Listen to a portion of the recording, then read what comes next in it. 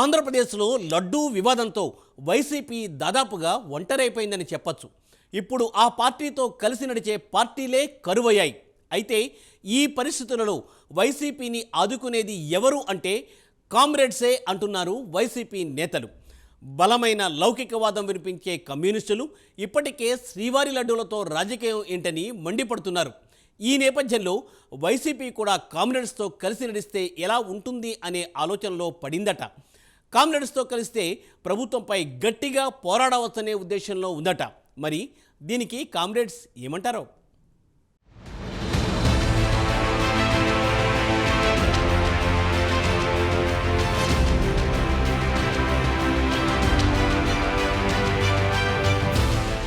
ఏపీలో దాదాపుగా ఒంటరి పోరాటం చేస్తున్న వైసీపీకి ఇప్పుడు అంతా ప్రతికూలతే కనిపిస్తోంది.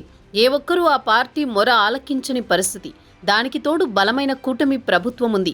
ఇటు ఏపీలో అటు కేంద్రంలో వారిదే అధికారం.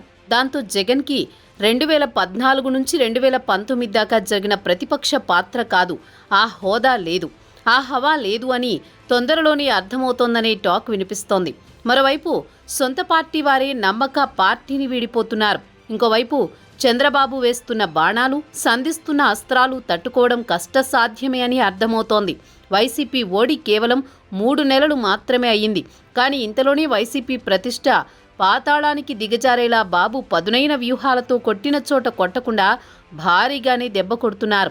చంద్రబాబు ఏ విధంగా చూసినా 2014 నాటి సీఎం అయితే కాదు. అప్పట్లో ఆయన జగన్ని లైట్ తీసుకున్నారు.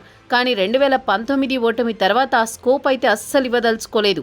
జగన్ని ఏ విధంగానూ రాజకీయంగా లేవనీయకూడదని ఆయన ఎన్నికల ఫలితాలొచ్చిన మరుక్షణమే నిర్ణయించుకున్నారనే గుసగుసలు వినిపిస్తున్నాయి. దానికి అనుగుణంగా ఆయన వ్యవహరిస్తున్నారు. సర్వ పాపాలను జగన్కి అంటగడుతున్నారు. సమాజంలోని వివిధ సెక్షన్లలో వైసీపీ మీద సానుభూతి పోయే విధంగా చేస్తున్నారు. వివిధ రంగాలలో శ్వేతపత్రాల రిలీజ్ కూడా అందులో భాగమే.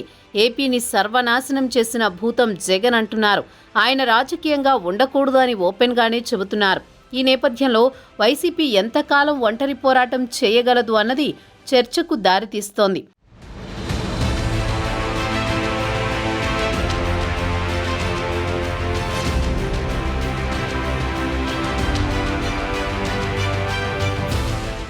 ఇక శ్రీవారి లడ్డూ ప్రసాదంలో కల్తీ జరిగింది అన్నది వైసీపీని షేక్ చేసి పారేసింది.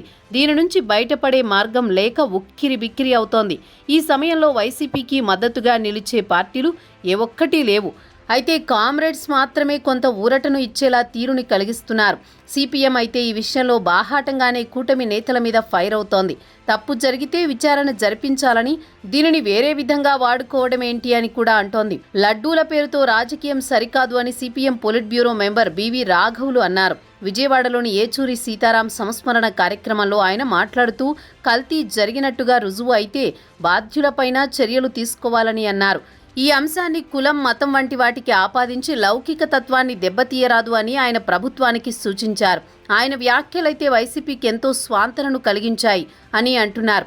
మరోవైపు చూస్తే వైసీపీ నేతలు కూటముల సంగతి పక్కన పెట్టి ఏపీలో పోరాటాలు గట్టిగానే చేయాలి, అంటే కమ్యూనిస్టులతో కలిసి ముందుకు పోవాలని చాలా కాలంగా చెబుతూ వస్తున్నారనే ప్రచారం సాగుతోంది.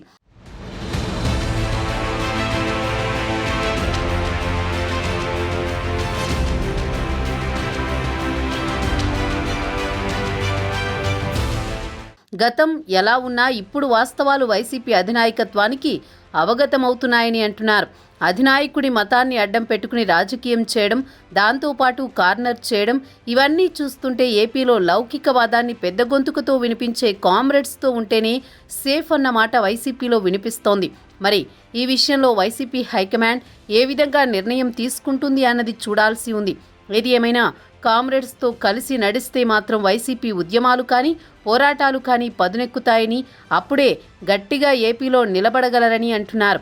ఇక కామ్రేడ్స్తో కలిస్తే ఫ్యూచర్లో ఇండియా కూటమిలో కూడా చేరే అంశం ఆప్షన్గా ఉంచుకోవచ్చు అన్న మాట కూడా ఉంది. చూడాలి మరి ఏం జరుగుతుందో, వైసీపీ ఏ విధంగా వ్యవహరిస్తుందో.